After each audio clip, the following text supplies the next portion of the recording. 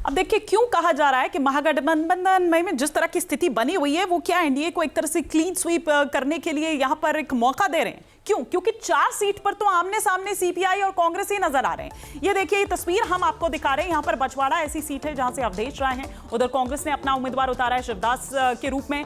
कारगर की बात करें तो यहां पर महेंद्र गुप्ता है, तो कांग्रेस ने भी अपना उम्मीदवार यहां पर उतार दिया है संतोष मिश्रा। बिहार शरीफ वो सीट है, उमेर खान और शिव कुमार, यहां पर आपस में ही महागठबंधन आमने सामने नजर आ रहा है। राजा पाकड़ सीट की बात करें तो मोहित पासवान सीपीआई की तरफ से है, तो प्रतिमा दास को कांग्रेस ने उतारा है।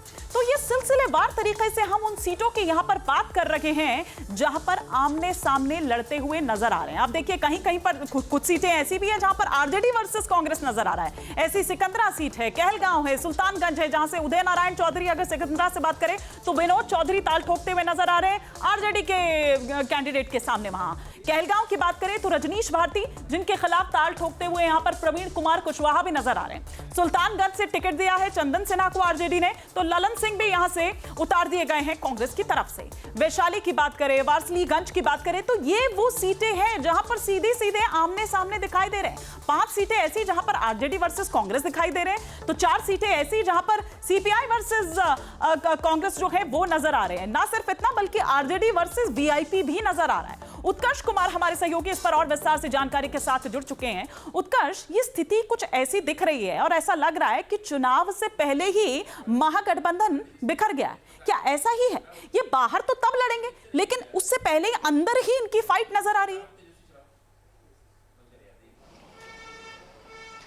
बिल्कुल सही कहा आपने हिमानी। देखिए, महागठबंधन की फिलहाल जो स्थिति है वो पूरी तरीके से बिखर चुकी है। जो तस्वीरें 2 महीने पहले तक वोटर अधिकार यात्रा में सभी लोग एक साथ नजर आ रहे थे, अब वो पूरी तरीके से विपरीत हो चुकी है। यानी कि तमाम गठबंधन दल के नेता जो हैं वो आपस में ही लड़ाई कर रहे हैं। देखिए, सबसे पहले अगर कांग्रेस और आरजेडी की बात की जाए तो कई सीटों पर दोनों आमने सामने फ्रेंडली फाइट कर रहे हैं, तो कई सीटों पर कांग्रेस और सीपीआई जो है वो आमने सामने हो चुकी है। अब देखिए, कई जो बागी नेता हैं, खासतौर पर कुछ विधायक भी हैं, कुछ नेता भी हैं जिनका टिकट काटा गया है, वो भी अपने उम्मीदवार जो है उतार चुके हैं। अब ऋतु जायसवाल की बात की जाए सीतामढ़ी से, वो खुद आरजेडी के खिलाफ उतर चुकी हैं। आरजेडी की महिला प्रकोष्ठ की प्रदेश अध्यक्ष हैं, अब उन्होंने भी अपने पार्टी के खिलाफ खुद को ही उम्मीदवार बना लिया है। तो ऐसी कई सीटें हैं जहां पर यह साफ हो गया कि महागठबंधन पूरी तरीके से बिखर चुकी है।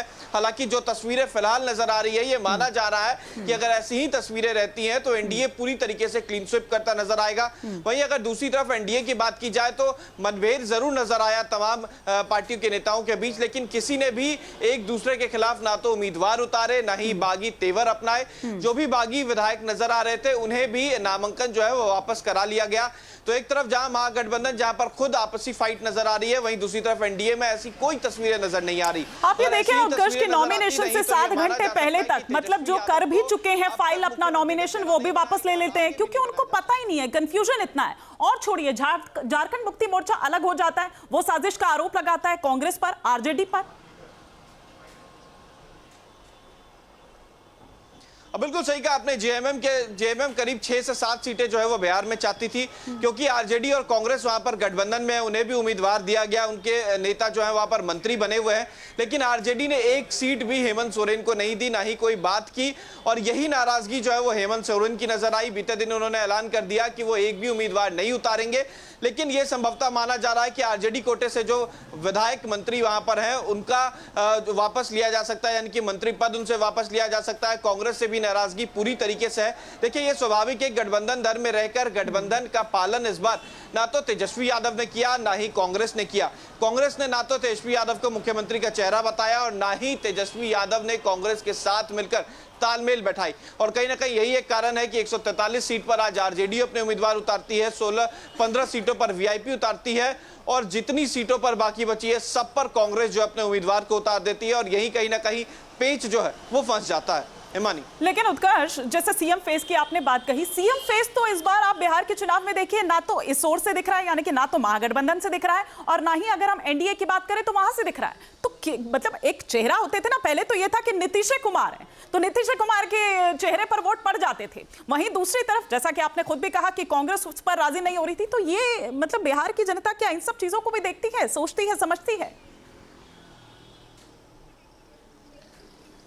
अब बिल्कुल देखिए, आपने सही कहा कि नीतीश कुमार को लेकर भी सीएम चेहरे को लेकर जो खासतौर पर पेच फंसा, लेकिन अमित शाह ने यह साफ कहा कि मैं सीएम चेहरा नहीं चुन सकता हूं, विधायक के जो विधायक दल होता है वो चुनता है। और एक स्लोगन अभी भी चल रहा है कि 2025 मतलब फिर से नीतीश, यानी कि दरकिनार पूरी तरीके से नीतीश कुमार को नहीं किया गया। वहीं दूसरी तरफ तेजस्वी यादव के खिलाफ इनकम्बेंसी जो है वो नजर आई। तेजस्वी यादव के भाई उनसे नाराज हो गए, तेजस्वी यादव की बहन नाराज हो गई, तेजस्वी यादव के पार्टी में संजय यादव को लेकर नाराजगी नजर आई, करोड़ों में टिकट बांटने का आरोप लगा। तो कई सारी इनकम्बेंसी जो है वो खासतौर पर तेजस्वी यादव के खिलाफ नजर आई और यही नाराजगी जो है वो खासतौर पर अपने नेताओं को लेकर है। अब ये तेजस्वी यादव को पूरी तरीके से झेलना पड़ रहा है, चाहे वो कांग्रेस के साथ रहकर भी हो, आरजेडी अंतरकलह के तौर पर हो, तमाम जगहों पर परेशानी तेजस्वी यादव की है और यही कहीं ना कहीं एक कारण है जो तेजस्वी यादव को फिलहाल पीछे ढकेलता हुआ नजर आ रहा है। बिल्कुल बैकफुट पर जाते हुए नजर आ रहे हैं, क्योंकि एक टाइम पर ऐसा लग रहा था कि शायद एक एज यहां से ले जाएंगे, लेकिन फिर उनका कुनबा खुद भीतर का बिखरता है। परिवार के कुनबे की अगर बात करें,